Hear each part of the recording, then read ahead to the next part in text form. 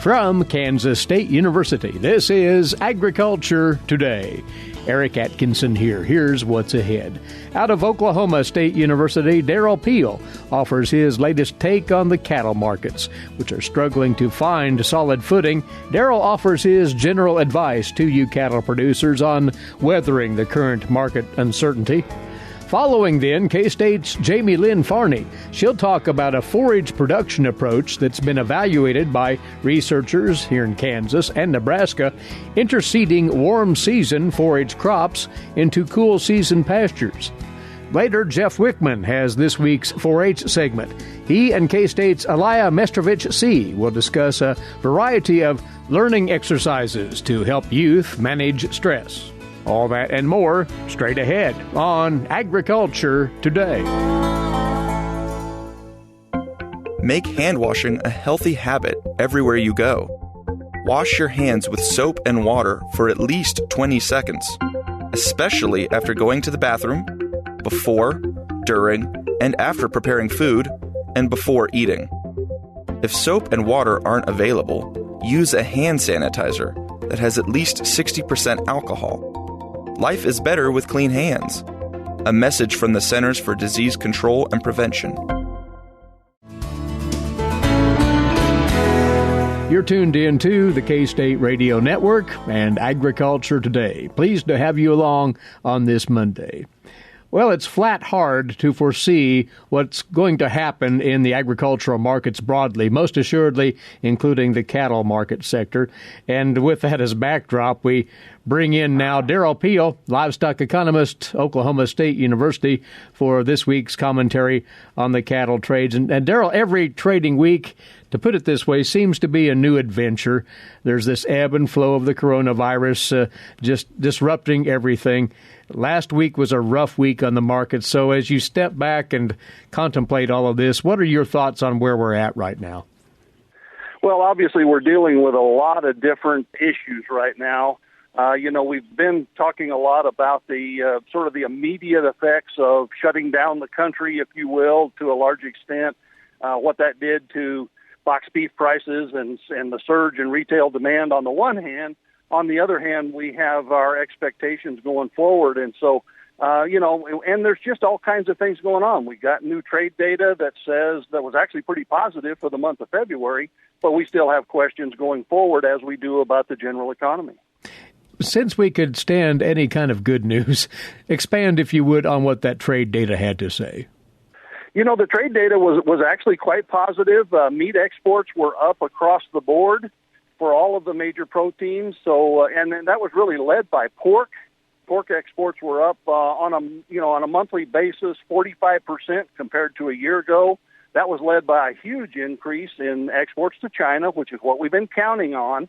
And then, beef exports were also up, led by our two biggest markets, Japan and South Korea. And broiler exports were up as well. So in this, situation where we know record meat production coming at us in the U.S., we were counting on trade to help us out. And at least at this point in time, we're sort of seeing that in the early part of the year. Can that be sustained given the tenor of the times, though, is the overarching question here? Well, I think it really is, and obviously we don't know for sure. We probably are going to see some global economic slowdown. Certainly the U.S. economy, as a separate subject, is going to see a slowdown. But at the same time, we also recognize that China has been through the worst of this coronavirus thing. Their economy is beginning to come back to life. And we shouldn't forget that the backdrop when we started this year was the ongoing problems led by China in terms of the loss of protein due to African swine fever, and the tremendous need for protein in that and some other markets. So, there are still some positive signs that we can look to going forward in the midst of a lot of uncertainty. Domestically, and you remarked on how well the boxed beef trade performed earlier in the month of March, but that has slacked off some. Has the boxed beef market lost all of that momentum at this point? Well, I think the boxed beef market was reacting to very short-run conditions on the one hand, and also this massive shift of, beef demand from two market channels, the food service and the retail grocery, into predominantly just one of those channels, which created enormous bottlenecks. And that's what really led to the spike in boxed beef prices that we've had. And you don't expect that to last. It takes a couple of weeks, given the, just the logistics of moving meat and making more meat in the country. And so we're seeing that market come back down to probably more realistic levels as a result of that. And I think the real question going forward then is, where are we going to settle out here going forward? And the answer to that is?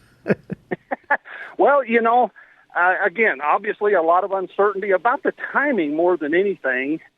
In the short run, we had the surge in retail grocery demand. People were stocking up. Now they're probably mostly stocked up. And so I think that surge probably goes away, and that represents a kind of a net decrease in demand. And we know on the food service side, we've had a tremendous loss of demand as restaurants have been largely closed or curtailed in this process. So we could actually see beef demand weaken a little bit here. And then, of course, longer term, we're really focusing on more the recession that we're in right now, almost without a doubt, and how long we're going to be in that, just how deep it's going to get and how long it's going to take for that to play out as we go through the rest of the year. So, the overall impact is that probably beef demand will be less as we go through 2020, but we don't really know how much less, and we don't quite know the timing of some of those components of demand. If we may touch on this for a minute here, Derrell, the disparity between cash-fed prices and boxed beef prices in the first half of March following the advent of the seriousness of coronavirus, there have been more calls for the Packers and Stockyards Administration to investigate that gap. Your thoughts on that?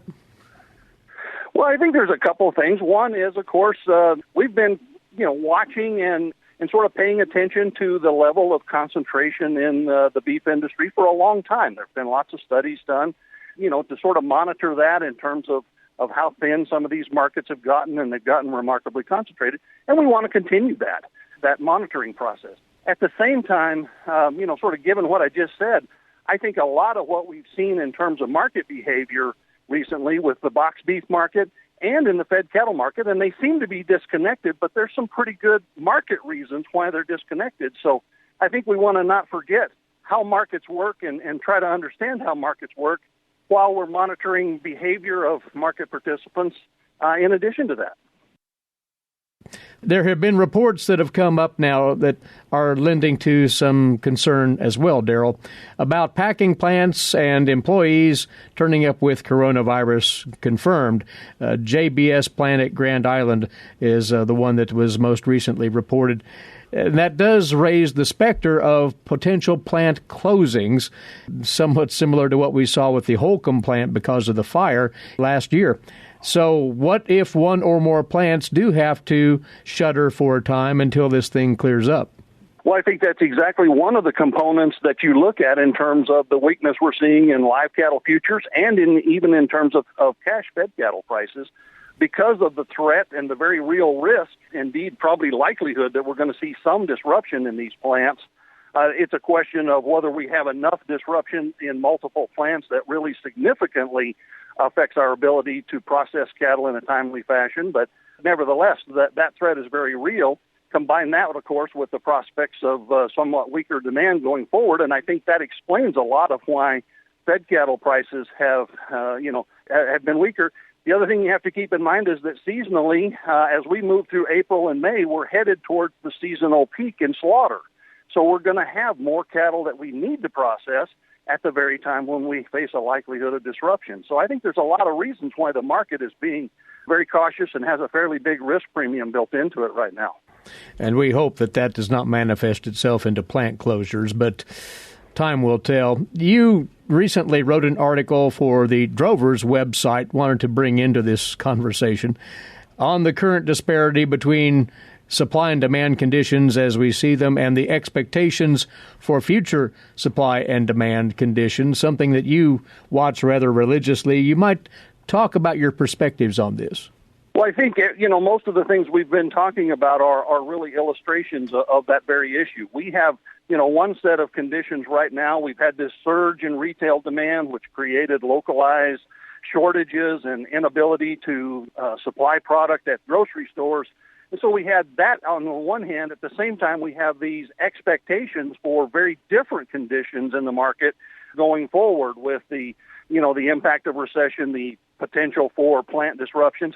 And so we don't often worry about that distinction between supply and demand as we see it today versus our expectations of supply and demand. But in times like this, I think that distinction becomes very important, and we really have to keep that in mind going forward. Obviously, we're in a very dynamic situation. There's a lot of uncertainty, and, the markets have responded to that with incredible volatility, which is a big challenge in and of itself, but it's just a result of the fact that we have these mixed messages here in terms of where we are versus what's likely to happen to us in the coming weeks. So then, what's your recommendation to the cow-calf operator, the backgrounder, the cattle feeder, in as far as navigating all of this? There are no silver bullets, obviously, but what would you offer up to producers right now? Well, obviously it is a very big challenge. We find ourselves at this point, and there's not much we can do about the current situation. So, if you're in a situation where you're going to have to market some cattle, be it, fed cattle out of a feedlot or perhaps some stocker cattle or so on that really have to go, in the next 30 to 60 days, I don't see a lot of prospects for that to get remarkably better. So the question then becomes, how do you minimize the financial damage that this might do to your operation going forward? And it's not so much a question of marketing. I think we're kind of stuck with what we have right now. The bigger question in my mind is, sort of the second half of the year at this point. It could be better, certainly by the end of the year. We get past this human health issue and get into recovering the economy. On the other hand, there's a very real likelihood that it won't happen quite that fast. And so, I think you have to take it very cautious. Even cow-calf producers that won't be marketing calves until this fall, again, you have to proceed with a lot of caution. Obviously, I think we're kind of in hunker-down mode right now and certainly not being very aggressive. We're going to be on the defensive, I think, much of the rest of the year. Good input, as always, Derrell. Thank you for joining us. Take care down Stillwater Way, and we'll talk again soon. You bet. You take care as well. That is Derrell Peel, livestock economist out of Oklahoma State University, and he's with us regularly to talk the cattle markets here on Agriculture Today. For information on threatening weather, you should depend on the National Weather Service and their broadcast on NOAA Weather Radio. NOAA Weather Radio is an all-hazards radio network that provides up-to-the-minute weather information, including life-saving warnings anytime, day or night. NOAA Weather Radio also broadcasts information on man-made disasters, such as chemical spills, amber alerts, or other national emergencies. For the National Weather Service, I'm Bill Curtis. You're tuned in to Agriculture Today, as on this segment, we take another run at the topic of cover crop production for grazing purposes. And this time around, we turn to a beef systems specialist for K-State Research and Extension, who's based in southeast Kansas and has logged considerable research on this topic. Jaymelynn Farney with us once more. And what we want to do is couch this, Jaymelynn, as using annual forages to help provide high-quality forage year-round. And there are a number of opportunities here, you say. There really is. And, especially with some of the current trends where we're getting a little worried about different plants closing and availability of some of our co-products, et cetera, trying to utilize more of our forage to be able to, essentially borrowing the term from University of Arkansas, they've got a 300-day of grazing program where they only have to feed hay about 2 months out of the year. The way we are set up in Kansas, with a lot of the area have crop ground and perennial forages close to each other, we might be able to accomplish that by use of some of these annuals. One of the ideas that you have been exploring in your research has been the interseeding of warm season forages in cool season grasses, already established tame pastures. Talk about that prospect. Well, as most people know, on our cool seasons, just based off of the name, they have their greatest majority of growth and highest quality occurring during the cool time of the year. For things like fescue, we get about 40% of their yearly production occur August through October time frame, and 60% of it in March through early part of June. Well, during that summer, they have what's called the summer slump, where it doesn't produce much and it's dormant, essentially. Brome's kind of very similar in regards to that. So if you're trying to graze particularly cows on the same piece of ground, then you need to try and improve the quality and production of that pasture during the summer. Kansas and Nebraska had a multi-year research project where they interseeded a bunch of different warm season annuals into 3 different kinds of cool season perennials, western wheatgrass, brome, and fescue. And this was just plot work, and they were looking at biomass production by doing this method. And by name, what crops were they interseeding into the brome, into the fescue, into the western wheatgrass? These specific warm season annuals that they were looking at, these were just grass species, because we have been looking at interseeding of legumes, trying to use legumes in that summer slump. But with our grass species, it was sorghum sudan, sudan grass, pearl millet, corn, and forage sorghum. And did those perform relatively well, interseeded in such a fashion? As with any time using annual forages, if everything's not just perfect, the water or the precipitation, the temperature, etc., we can see some variable results. Specifically talking about some of the results out of the western area that Dr. Keith Harmony did. In 2015, when he had a very dry year, he didn't even produce a ton of biomass per acre for those warm season forages.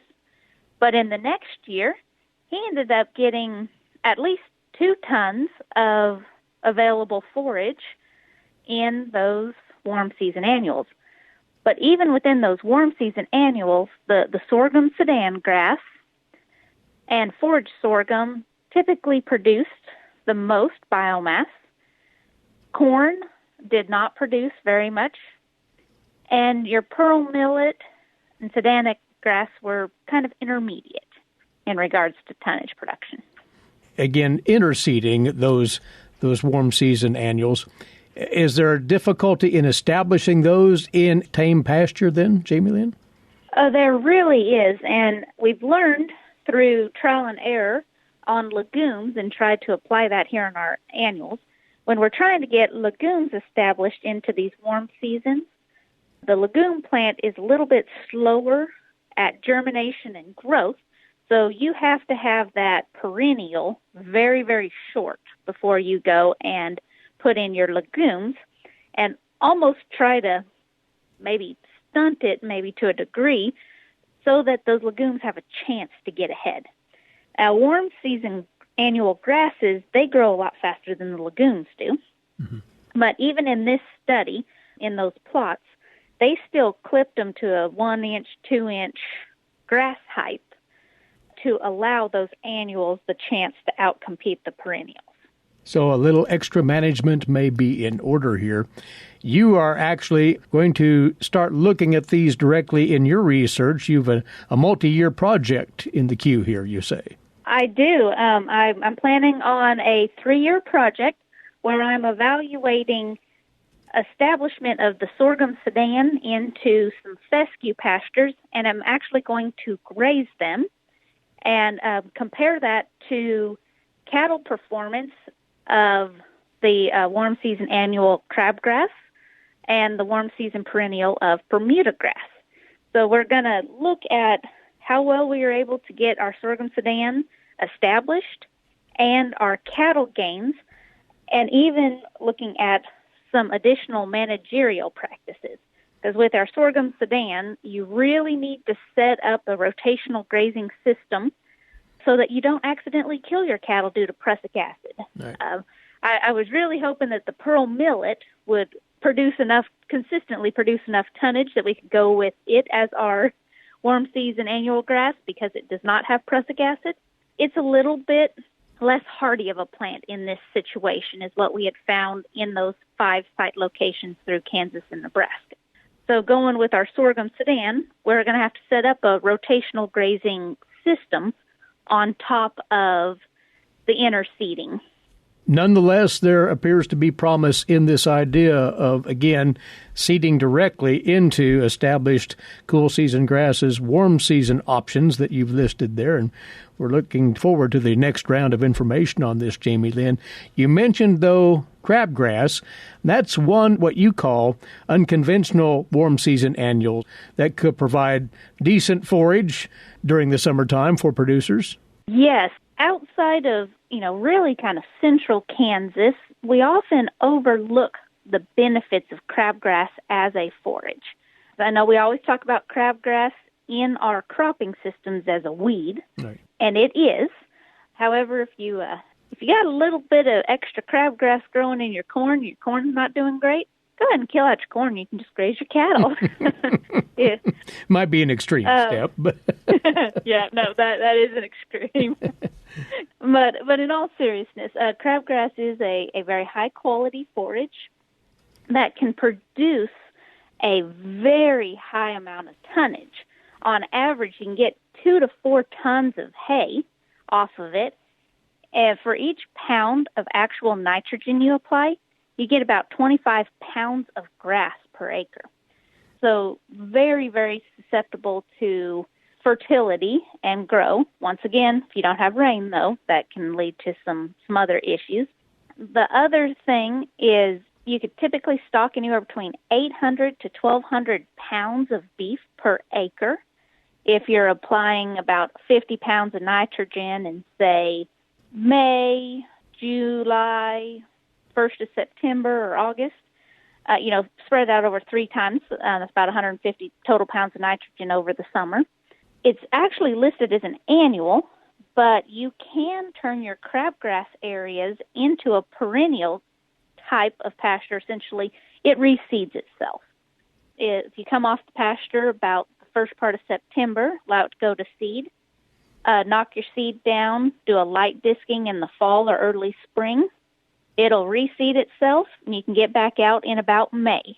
Now, it is a true warm season annual. It will not germinate unless the soil temperature is above 58 degrees Fahrenheit. So that's another little bit of a downside, but if you're looking for a possible warm season option, crabgrass is a very, very high-quality forage. Well, we're learning more and more about these options with each passing year. In conclusion, Jaymelynn, you're encouraging producers to explore the possibilities of these warm season annuals as a spring-planted forage resource. See if they can provide that forage resource that could eventually lead to efficient year-round grazing. That is correct. It can provide you with an option to extend your grazing season, allow a little bit of rest, or even allow you the option to put up some higher quality hay to get through some of the winters. Of course, you have accumulated a great lot of information so far on various cover crops for grazing purposes, so folks can tap into that through their local extension office or the Southeast Research and Extension Center website. Jaymelynn, we appreciate the look at this, and we'll talk again soon. Many thanks to you. Thank you, Eric. Along with us, Jaymelynn Farney, Beef Systems Specialist with K-State Research and Extension, here on Agriculture Today. Social distancing slows the spread of coronavirus, so if you have a fever, dry cough, and shortness of breath, call your healthcare provider before going in. More info at coronavirus.gov. Let's all do our part, because we're all #AloneTogether. Brought to you by the Ad Council. Coming to you from the campus of Kansas State University, this is Agriculture Today. Eric Atkinson here. And next up for you, today's agricultural news headlines, courtesy in part of DTN. Nebraska officials have reported 10 workers at the JBS beef packing plant in Grand Island have tested positive for COVID-19. Hall County, where Grand Island is located, saw a quick spike in positive cases, had at least 26 positive cases as of Friday afternoon. Only the Omaha area of Nebraska has more positive cases right now. Roughly 3,000 people work at JBS at Grand Island, which will not be shut down down, the Omaha World Herald reported. One of the big fears of livestock producers, as we discussed with Derrell Peel earlier, is that major packing plants could be forced to close because of COVID-19. Now, JBS closed a small plant last week in Pennsylvania because of positive cases there, and poultry operations in the southeastern part of the U.S. have been affected because of both positive cases and workers who are concerned about their safety. Food processing workers are deemed essential by the U.S. Department of Homeland Security, and processing facilities will continue to operate. The World Herald also quoted Zach Ireland, the general manager at the JBS plant, who said that the packing company is not requiring people who are sick to come to work. They want their workers who are sick to stay home, Ireland said. Ireland also said workers at the plant are wearing masks and their temperatures are being taken daily. Despite a slowdown in February, U.S. sales of agricultural products to China so far this fiscal year are far higher than the year before. The USDA announced another big sale on Friday. The USDA's Gary Crawford reports. China's purchases of U.S. farm products are picking up. The USDA reporting on Friday deals for U.S. corn amounting to a sale of 22 1/3 million bushels, the second corn purchase in 2 weeks. Where are we for the fiscal year so far? Well, we only have complete agricultural fiscal year trade figures from October through February, and for that time frame, agricultural exports to China are $7.2 billion compared to 2019 fiscal year to date for $3.1 billion. This from Bart Kinner, USDA economist and trade tracker, and he says we are selling a lot more soybeans to China despite a slump in February. China is still up from 2019 fiscal year to date, 195%. For cotton, total U.S. cotton exports to the world up about 15%, but a big part of that increase is a 55% increase in exports to China. So we'll keep watching the China market as the effects there of the coronavirus begin to subside and as implementation of the Phase 1 trade deal begins to rev up. Gary Crawford for the U.S. Department of Agriculture. The bigger picture, U.S. agricultural exports were at $11.3 billion in February, down from $11.4 billion in January, while U.S. agricultural imports were at $10.6 billion, down from $11.6 billion in January. That resulted in a trade surplus of $711 million after the sector had a deficit of $234 million in January. So far in fiscal year 2020, U.S. agricultural exports have totaled $59.3 billion. That's against imports of $54.2 billion, so a surplus of $5 billion. In fiscal year 19, exports were at $57.5 billion against imports of $53 billion, a trade surplus there of $4.5 billion. But for all of fiscal year 19, exports reached $135.5 billion against imports of a record $130 billion for a surplus of $5 billion.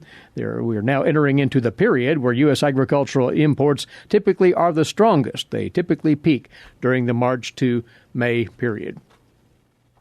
And the biofuel industry is asking the USDA for funds from the Commodity Credit Corporation to provide help for the industry as they weather negative margins amid the slumping demand for motor fuels.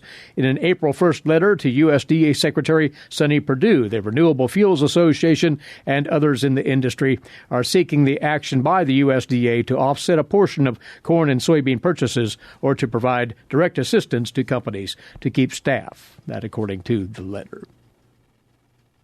Well, next up, for you the series finale of Tree Tales from the Kansas Forest Service at Kansas State University. K-State Forester Bob Atkinson explains right here. Social distancing has never been an issue for foresters. We tend to revel in the solitude of the woods and creation, where the world seems to make the most sense to many of us. With spring and the constraints of COVID-19 upon us, this is a great opportunity to take on that lone forestry project that doesn't require a lot of help and may have been on the back burner. And spring is the season to plant trees. Kansas Forest Service foresters are still available to provide professional recommendations on planning and designing a tree planting to fit your needs, whether it be a windbreak, planting trees adjacent to streams and rivers, or for wildlife habitat. Foresters can recommend appropriate trees and shrubs for your soil type and can connect you with financial assistance opportunities through USDA conservation programs. The Riparian Quality Enhancement Initiative is a new state forestry cost-share program that covers up to 80% of project costs to improve woodlands or to plant trees for water quality.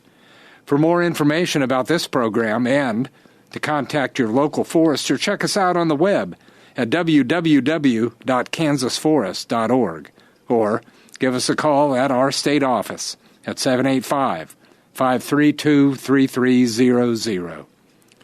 After 16 years, this will be the last broadcast of Tree Tales. Beginning April 14th, Kansas Forest Service will continue the tradition as a podcast. Airing the second Tuesday each month, stories will be offered from a variety of foresters, firefighters, and the people we serve to work together to sustain healthy working forests and wildfire protection.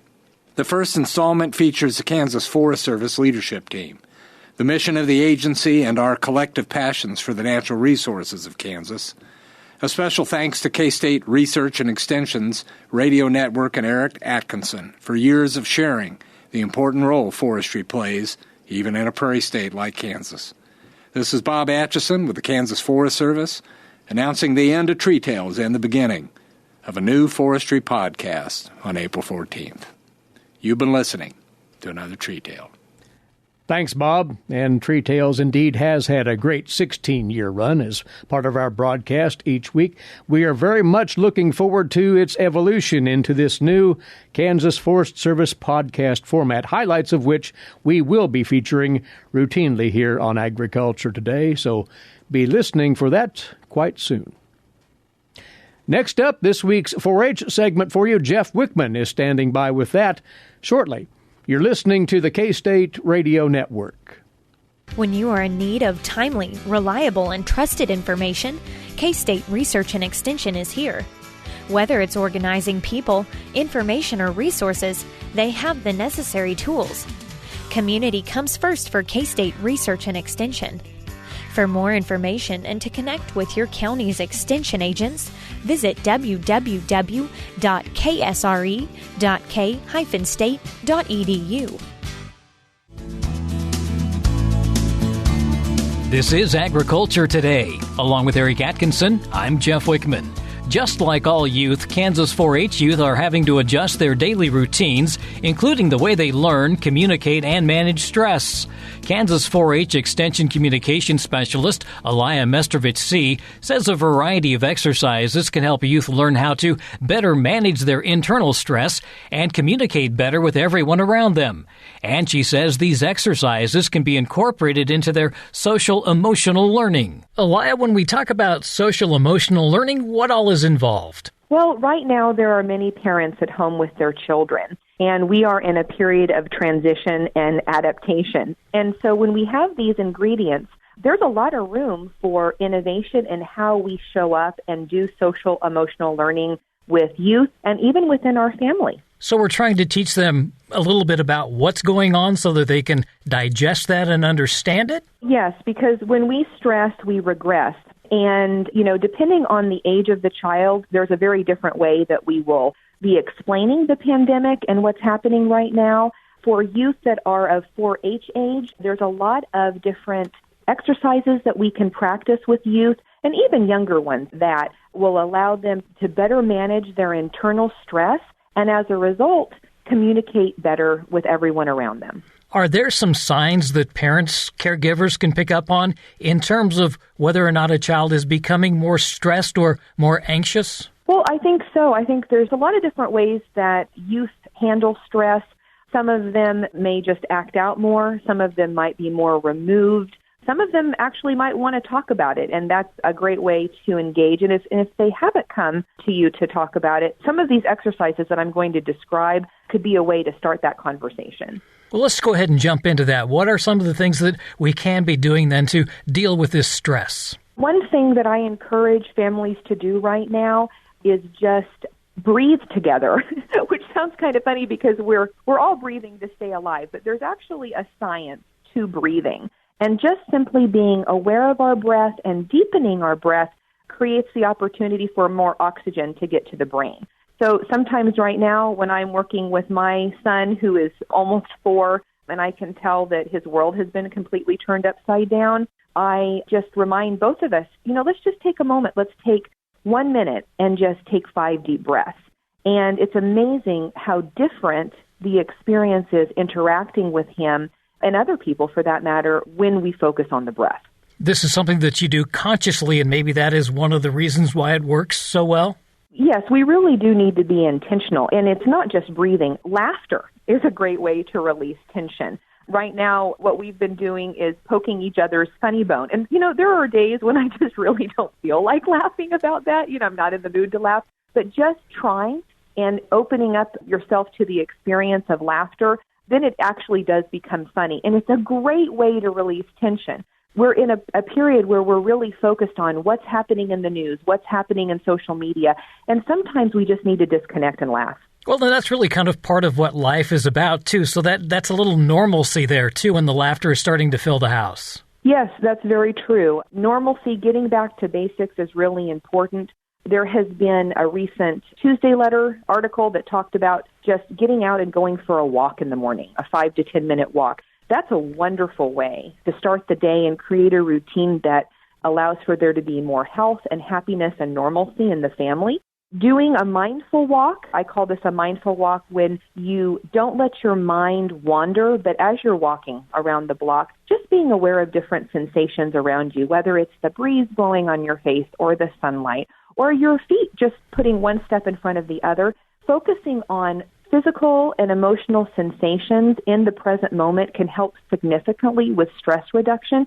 So I often tell people to pair that with a daily walk. And really, as we go through this for the next probably month to 6 weeks as you walk around, you're going to notice all of the things that are changing because it's spring and things are blooming and growing. So there's a lot of things to look at. That's true. And so it makes the walk even more fun. And yes, our earth is waking up right now. We're entering into springtime. So there are a lot of ways that we can just be in the present moment, take a deep breath, use laughter, and even take a walk in a mindful way that will allow us to reduce our internal stress, model this with the young people in our life, which will probably be our family members right now. And as we model this, we're actually helping ourselves as well. So it's really a multi-purpose technique.